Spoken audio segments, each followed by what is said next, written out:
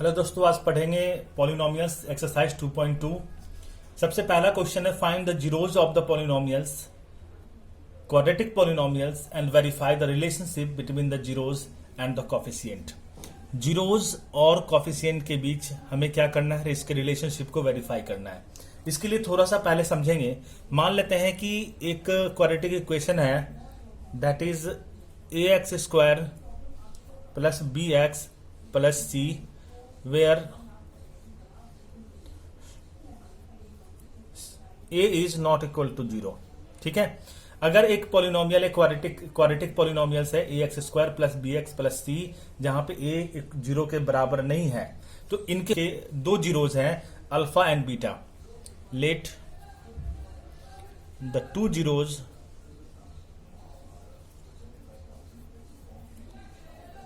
Are alpha and beta.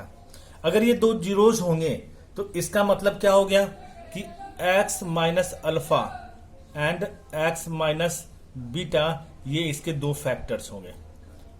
ठीक है, ठीक है, बात समझ में आई।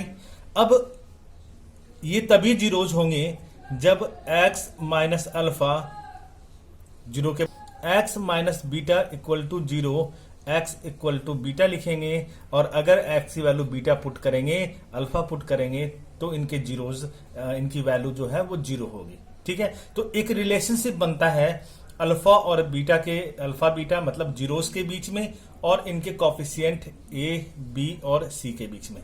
तो सबसे पहले क्या जीरोज हो, क्या रिलेशनशिप होगा वो देखते हैं। रिलेशनशिप है alpha plus beta. Alpha plus beta को हम लोग क्या लिखते हैं, सम ऑफ जीरोज। ये होता है minus b by a. Minus b by b इनके कॉफिशिएंट है एक्स का, और ए एक्स स्क्वायर का कॉफिशिएंट है, तो इनको ऐसे भी लिखेंगे कि minus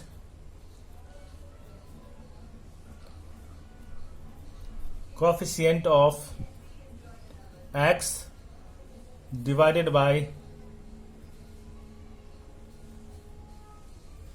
coefficient of x square. ठीक है, अब अल्फा इंटू बीटा मतलब product of zeros. Product of zeros क्या होगा, ये होगा c बाई ए। सी क्या है, कांस्टेंट टर्म है, सी यहां पे कांस्टेंट टर्म है, कांस्टेंट टर्म अपॉन में ए क्या है, कोफिशिएंट ऑफ एक्स स्क्वायर।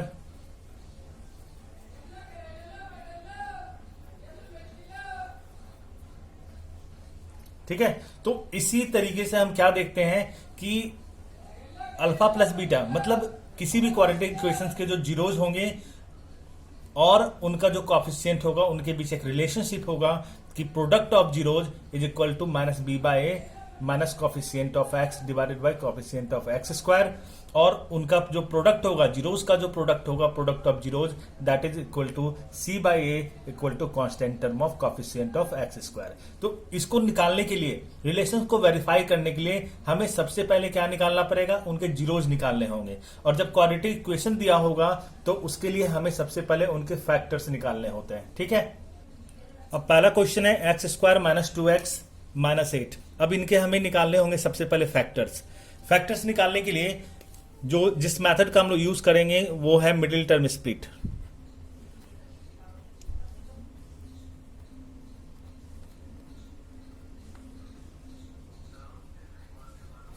तो सबसे पहले क्या करना है कि इनके मिडिल टर्म को, इस मिडिल टर्म को हमें स्प्लिट करना है। स्प्लिट करने के लिए सबसे पहले क्या करेंगे कि एक्स स्क्वायर का कॉफिशिएंट और कांस्टेंट दोनों को मल्टीप्लाई करना है। तो एक्स स्क्वायर का कॉफिशिएंट क्या है, कुछ भी नहीं है, मतलब 1, और कांस्टेंट टर्म है हमारा 8। तो 8 को फैक्टराइज करना है। ठीक है, 2 4 जा, 2 2 जा, 2 1 जा। तो 8 को क्या लिखेंगे, 8 को लिखेंगे 2 इंटू 2 इंटू 2। अब हमें इस जैसे ये मतलब 3 फैक्टर्स हो गए। अब इनको हमें किसी 2 फैक्टर्स के रूप में, इनको प्लस माइनस करके हमें किसी 2 फैक्टर्स के रूप में हमें -2 लेके आना है। फॉर एग्जाम्पल, अगर हमने इस 2 टर्म को एक साथ कर दिया, 2 2 जा 4 और 2 -2 कर दिया, तो हमें क्या मिलेगा? हमें 2 मिलेगा। ठीक है, हमने इस 3 टर्म को क्या किया? 2 टर्म में कन्वर्ट कर दिया। हमें 2 टर्म करना है। ठीक है, तो 4 - 2 दैट इज इक्वल टू 2, लेकिन हमें क्या चाहिए? -2 चाहिए। तो क्या करेंगे? -4 + 2 कर देंगे। ठीक है, -4 + 2 क्या होता है? -2 होता है। ठीक है, तो अब हमें -2 तो मिल गया। अब इनको कैसे लिखेंगे? x² - 4x + 2x - 8। ठीक है, हमने इस -2 को किस टर्म में लिख दिया? हमने इस टर्म में लिख दिया, -4x + 2x। अब फर्स्ट के 2 टर्म को और लास्ट के 2 टर्म को एक साथ रखेंगे और उनमें कॉमन निकालेंगे। तो इन दोनों में कॉमन क्या है? x -4 प्लस, इसमें से 2 कॉमन है इन दोनों में, तो 2 को बाहर निकाल लिया, x - 4। जब हम मिडिल टर्म स्प्लिट करते हैं और जब कॉमन लेते हैं, तो हमें ये ध्यान रखने वाली बात है कि ये टर्म जो हमने कॉमन लिया है, कॉमन के बाद ये दोनों ब्रैकेट्स में ये दोनों सेम होना चाहिए। जब ये सेम होगा मतलब हमारा मिडिल टर्म स्प्लिट बिल्कुल करेक्ट है। तो क्या करेंगे? x + 2 एक साथ कर देना है, x + 2 और x - 4। ठीक है, अब ये 2 टर्म हमारा क्या हो गया? ये 2 बेसिकली हमें फैक्टर्स मिल गए x² - 2x - 8 के। ठीक है, तो जो वैल्यू है मतलब x + 2 और x - 4, ये तभी इनके जीरोज निकालेंगे जब x + 2 = 0 या x - 4 = 0। तो x = -2 एंड x = 4। तो x की जगह जब हम -2 पुट करेंगे यहाँ पे इस इक्वेशन में, तो हमें जीरोज मिल जाएगा, और x के बदले अगर 4 यहाँ पुट करेंगे तब हमें जीरोज मिल जाएगा। तो we can say that -2 and 4 are the 2 zeros. ठीक है, अब क्या देखेंगे? अब रिलेशनशिप देखेंगे। रिलेशनशिप मैंने बताया था कि अल्फा + बीटा मतलब सम ऑफ जीरोज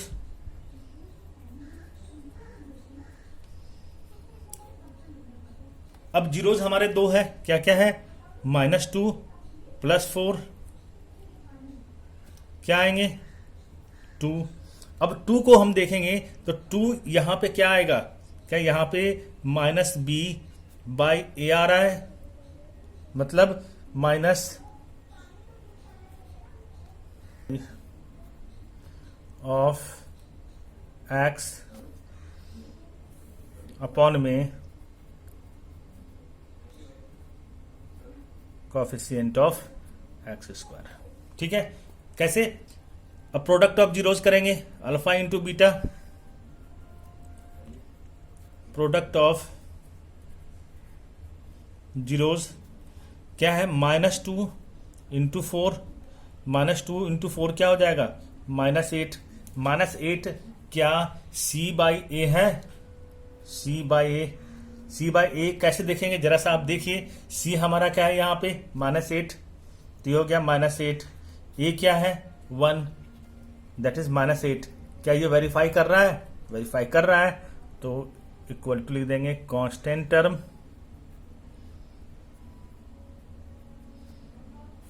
अपॉन में कोएफिशिएंट ऑफ x²। तो इस तरीके से हमने x² - 2x - 8 के जीरोस को और कोएफिशिएंट को वेरीफाई कर लिया है। अब नेक्स्ट क्वेश्चन देखते हैं। नेक्स्ट क्वेश्चन है 4s² - 4s + 1। अब ये भी क्वाड्रेटिक इक्वेशन है, तो इनको क्या करेंगे? मिडिल टर्म स्प्लिट करेंगे। मिडिल टर्म स्प्लिट करने के लिए क्या करते हैं कि इनके कोएफिशिएंट x² के कोएफिशिएंट और कांस्टेंट टर्म को मल्टीप्लाई करते हैं। तो 4 × 1 क्या हो जाएगा? 4। अब 4 को क्या करना है? हमें फैक्टराइज करना है। ठीक है, 4 को फैक्टराइज करते हैं 2 से 1। तो अब ये क्या हो जाएगा? 4 को हम किस तरह से लिखते हैं? 2 × 2 के टर्म में। अब हम देखेंगे कि 2 + 2 करते हैं तो क्या मिलेगा? हमें 4 मिलेगा, क्योंकि अब 2 ही टर्म है। अब दो टर्म से भी ही हमें दो टर्म निकालने हैं, -4s को दो टर्म में हमें डिवाइड करना है या दो टर्म में हमें स्प्लिट करना है। तो 2 + 2 करेंगे तो 4 होगा। हमें क्या चाहिए, हमें -4 चाहिए। तो क्या करेंगे, -2 -2 करेंगे, दैट इज -4। ठीक है, तो 4s² को क्या लिख देंगे, 4s² -2s +1। अब फर्स्ट के दो टर्म्स को एक साथ करेंगे, लास्ट के दो टर्म को एक साथ करेंगे। इन दोनों में कॉमन क्या निकालेंगे, 2s कॉमन निकालेंगे तो इसमें बच जाएगा 2s -1। अब माइनस कॉमन ले लेंगे।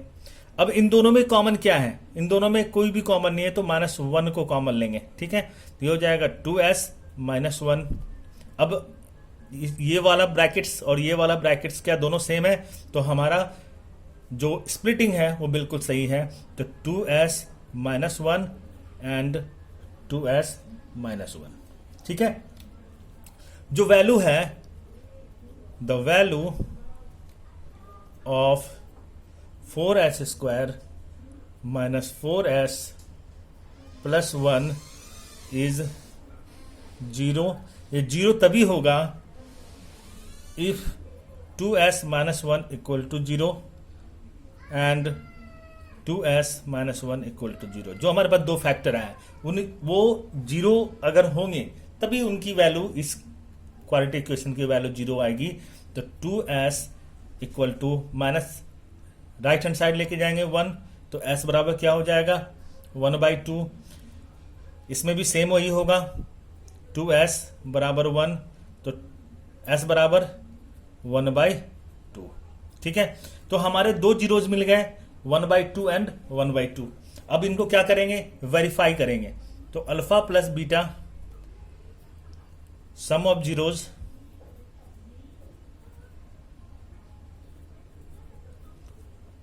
अब 1/2 + 1/2, जब आप इनको प्लस करेंगे तो ये क्या होगा 1 होगा।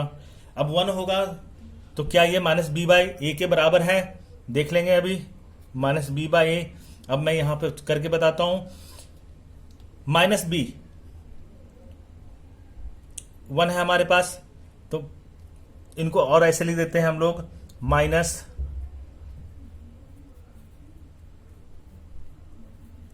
कोफिशिएंट ऑफ x अपॉन में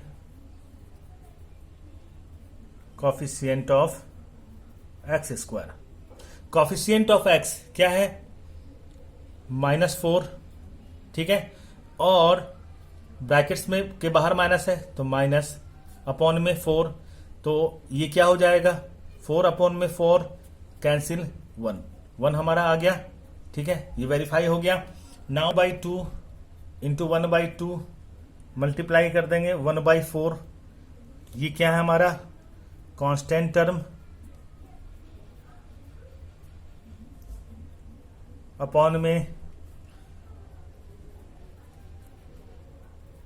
कोफिशिएंट ऑफ x²। यहां पे s है तो s² भी हम लिख सकते हैं। ठीक है, कांस्टेंट टर्म हमारा क्या है 1 और कोफिशिएंट ऑफ x² क्या है 4। वेरीफाई हो गया। ठीक है, और इस तरीके से हम वेरीफाई करेंगे। नेक्स्ट क्वेश्चन है 6x² - 3x - 7x। सबसे पहले हम क्या देख रहे हैं कि सबसे जो हाईएस्ट डिग्री वाली है वो तो पहले है, लेकिन इसके बाद में डायरेक्ट कांस्टेंट टर्म है और x वाला सबसे लास्ट में है। तो इसे सबसे पहले क्या करेंगे कि स्टैंडर्ड फॉर्म में लिख लेंगे। तो हाईएस्ट डिग्री वाली सबसे पहले, उसके बाद -7x - 3। ठीक है, अब x² का कोफिशिएंट है 6 और कांस्टेंट टर्म में 3, तो क्या करेंगे मिडिल टर्म स्प्लिट के लिए 6 और 3 को मल्टीप्लाई करना है। तो 6 × 3 18 को फैक्टराइज कर लेना है। 2 से 9, 3 से 1, तो 18 को कैसे लिखेंगे 2 × 3 × 3। अब हमें क्या करना है, हमें दो टर्म बनाने हैं। दो टर्म में हम क्या देख रहे हैं कि 2 × 3 = 6 +3 करेंगे तो 9 आएगा। हमें क्या चाहिए -7 चाहिए। ठीक है, तो ये काम करते हैं 3 × 3 = 9 -2। अब 9 - 2 करेंगे तो क्या हो जाएगा, ये हो जाएगा 7 हमें क्या चाहिए, -7। तो -9 + 2 कर सकते हैं, क्योंकि साइन हमेशा जो बड़ा डिजिट है उसका साइन आता है। तो -9 + 2 ये हो जाएगा -7। ठीक है, अब इनको क्या लिखेंगे, 6x² -9x + 2x -3। अब फर्स्ट दो टर्म को, लास्ट दो टर्म को एक साथ रखेंगे और इसमें कॉमन लेंगे। तो 6x² - 3x, इसमें कॉमन क्या है, 3x कॉमन है, तो 3x निकाल लेंगे, क्या बचेगा, 2x -3 प्लस, इसमें कोई भी कॉमन नहीं है तो 1 कॉमन ले लेंगे, 2x -3। अब हमारा ये टर्म और ये दोनों सेम है, तो हमारा मिडिल टर्म स्प्लिट क्या है, बिल्कुल करेक्ट है। तो इनको लिखेंगे 2x -3 एंड 3x + 1। ठीक है, अब क्या होगा, अब इनकी जो वैल्यू है वो 0 होगी अगर 2x - 3 = 0 एंड 3x + 1 = 0 होगी। ठीक है, तो लिख देंगे the value of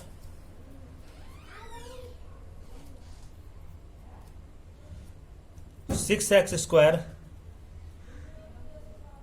7x - 3 is 0 if 3x + 1 = 0 और 2x - 3 = 0।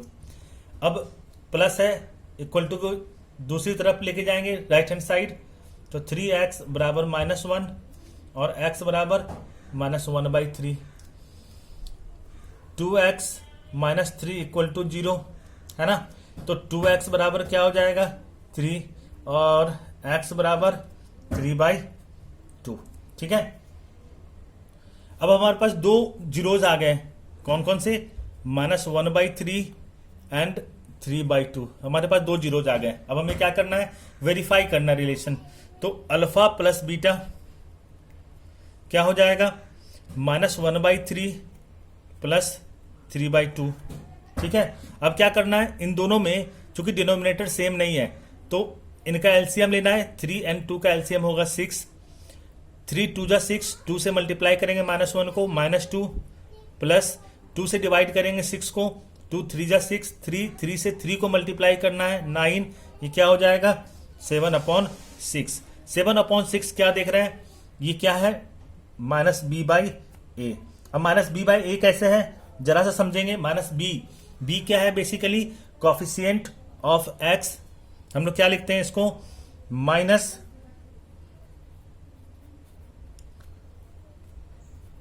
Coefficient of x upon में कोफिशिएंट ऑफ x²। ठीक है, कोफिशिएंट ऑफ x क्या है,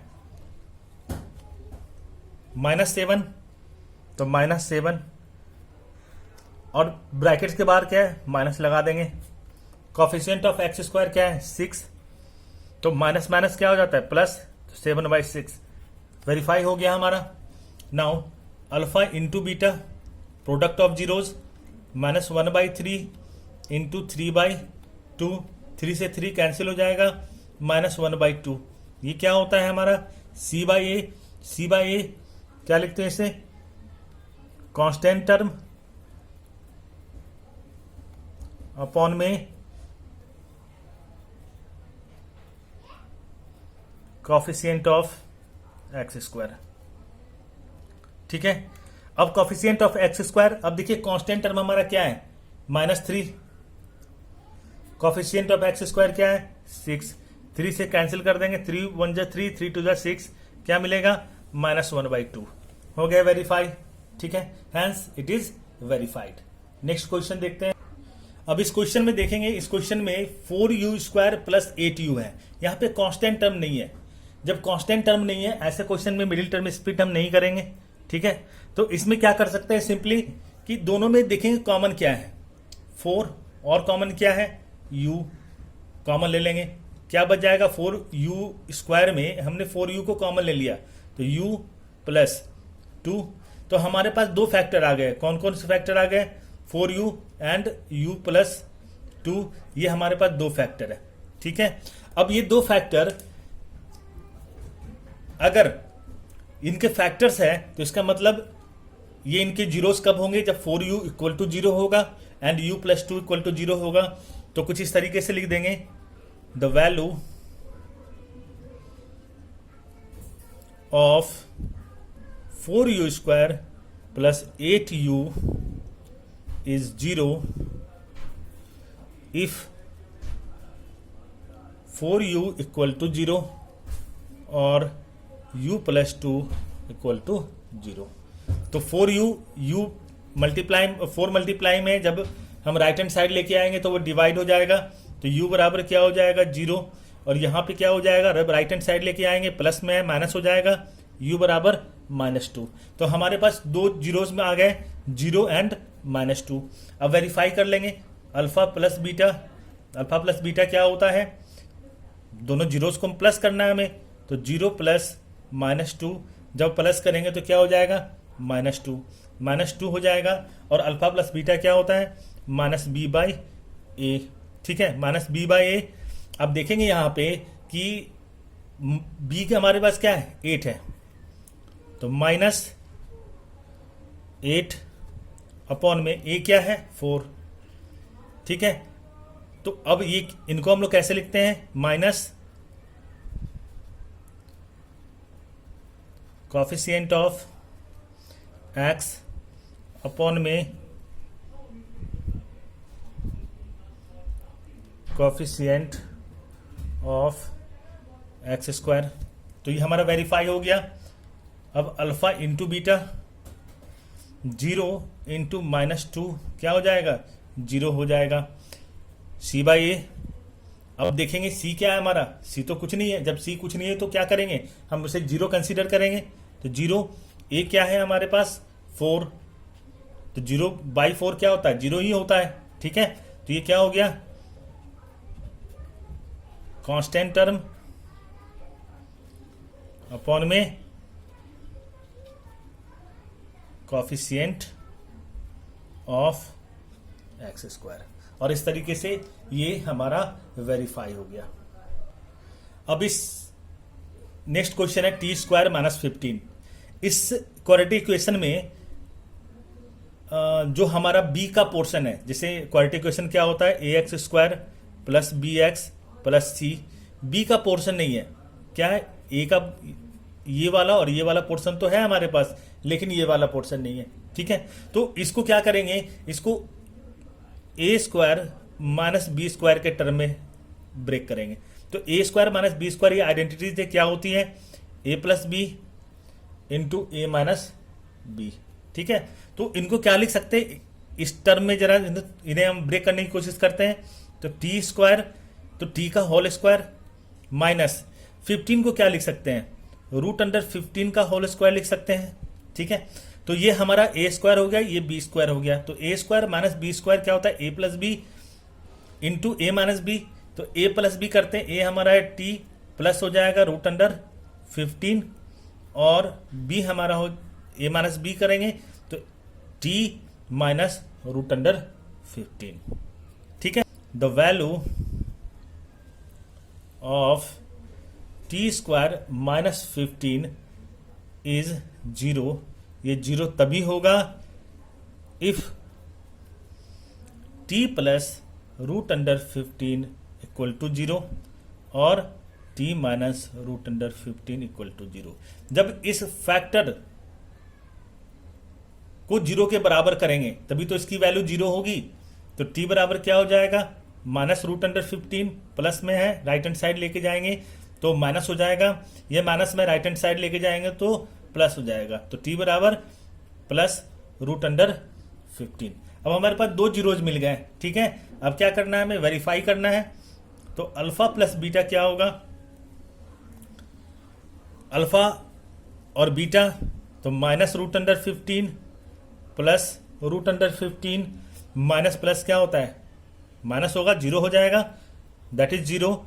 और यहां पे हम देखेंगे -b/, तो यहां b तो कुछ है ही नहीं, b नहीं है तो मतलब 0, तो -0 अपॉन में कोफिशिएंट ऑफ x² या t² क्या है 1, तो इसको लिखेंगे minus coefficient of T upon में coefficient of T square. Verify हो गया हमारा।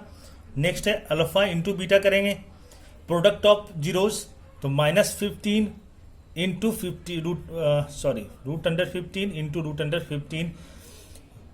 किसी भी रूट्स को मल्टीप्लाई करते हैं तो वही डिजिट आएगा। अगर √2 इंटू √2 क्या होता है, 2 होता है। √3 इंटू √3 3 होता है। जब इनको मल्टीप्लाई करेंगे तो 15 होगा, माइनस का साइन है तो -15। ठीक है, -15 हम यहाँ देख रहे हैं, सी हमारा वही है -15 अपॉन में 1। ठीक है, तो ये क्या हो गया, -15 क्या है हमारा, कांस्टेंट टर्म है, तो लिख देंगे कांस्टेंट टर्म अपॉन में कोफिशिएंट ऑफ टी स्क्वायर। ठीक है, समझ में आ गई। अब लास्ट क्वेश्चन है, क्वेश्चन नंबर 1 का लास्ट क्वेश्चन है 3x² -x -4।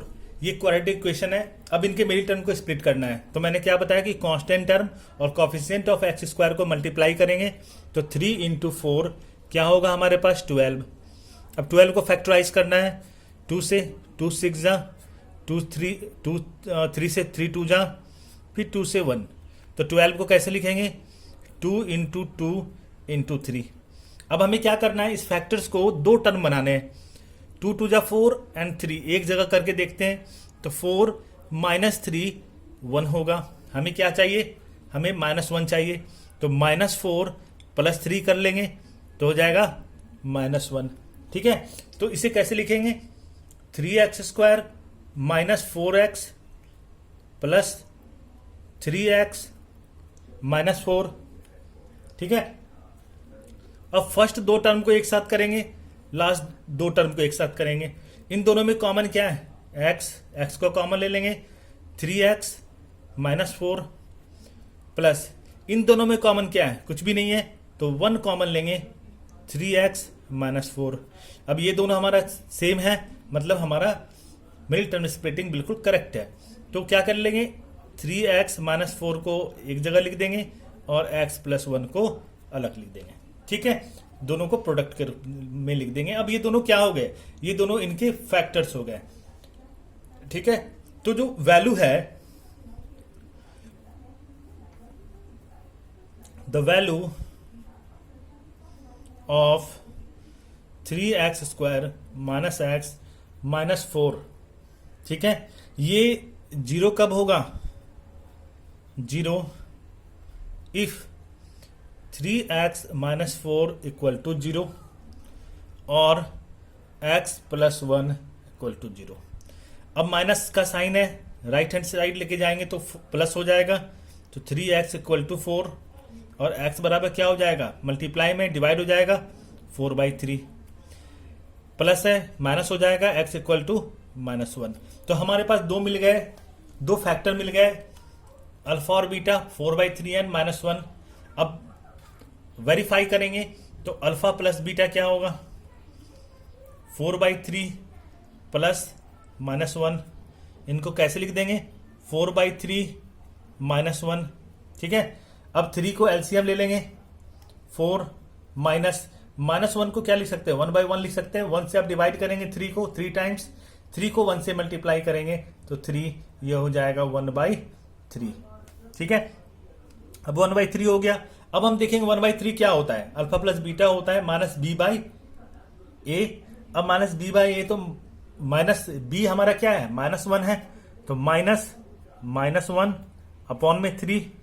ठीक है, तो ये क्या हो गया, minus coefficient of x upon में कोफिशिएंट ऑफ x²। यह हमारा प्रूव हो गया। ठीक है, अब है अल्फा इंटू बीटा, मतलब प्रोडक्ट ऑफ जीरोस, तो 4/3 इंटू -1 माइनस कर देंगे, -4/3। अब -4/3 term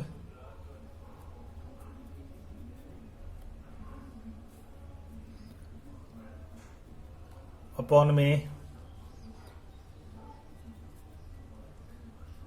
coefficient of x square. Hopefully आप लोग को क्वेश्चन 1 समझ में आ गया।